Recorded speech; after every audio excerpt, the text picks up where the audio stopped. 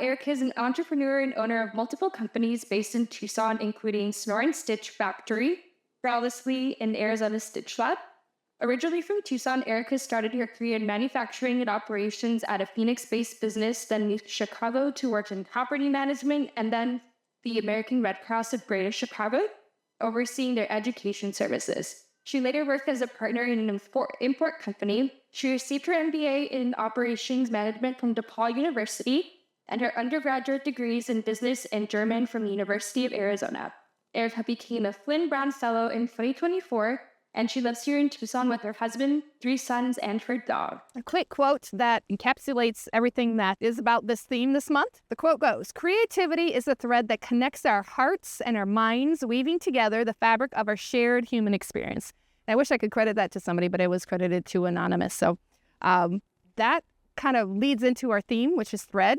And Anita talked about a few things about some definitions, but I found 7 unique definitions in the American language, most of them having to do with sewing or some sort of clothing.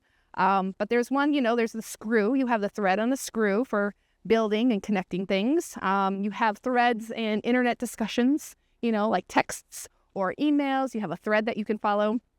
A thread is also a thin line, a long, thin line, continuous. It could be a color, or it could be water, or it could be something like that. But it could also talk about, back to sewing stuff, clothes. Like, you have some nice threads there. Like, a lot of the audience has some nice threads on, so you can talk about it in that regard too. But I'm going to focus on, obviously, the sewing analogies, because that's why we're here at this factory. The thing when I thought about thread is that it's something that's long, it's ongoing, it's continuous, and it's strong, when I think about thread. But in reality, when you think about thread in the sewing world, it's something that could be all kinds of things. We have different, what we call text sizes. There's text 40, text 60, text 100. It gives a different strength to it and different applications. But once you use that a lot, once you put it into a product, or it sits there for a while, it gets old, and eventually it breaks. And that's kind of where I'm going to go with this topic today, is talking about broken threads and broken situation, what that means in our lives and what it means, get my phone here, an analogy of our lives and how our threads make up a lot of our, the experiences we have in our lives. So when we talk about broken threads, it's a lot of us, when we're young, and I'm going to pull out a little analogy here. I like using physical props. When we're young, we have, not many experiences, right? And when something happens, it's us. And I use the analogy to a failure. When a broken thread in our life happens, we see it as a failure, something that's not good. And it can really harm us. It can leave a big scar. And it's really easy. It tears through our life really easy like that. And you can do it over and over and over, and it just hurts, right? But if you think of a thread, as you get older, what do you do with those broken threads? Do a lot of you just leave those broken threads broken? Do a lot of you address them? Do a lot of you figure out something to learn from that? And that's, I guess, what I'm challenging you to do. How many broken threads are in your life right now? And how many situations do you have that aren't, as ideal as you want them to be? And what I'm challenging you to do is also look at how do I fix that? Is it a matter of, repairing it, healing from it? And when we look at something that's, repaired, I've got a piece of cloth here that has a lot of repairs on it.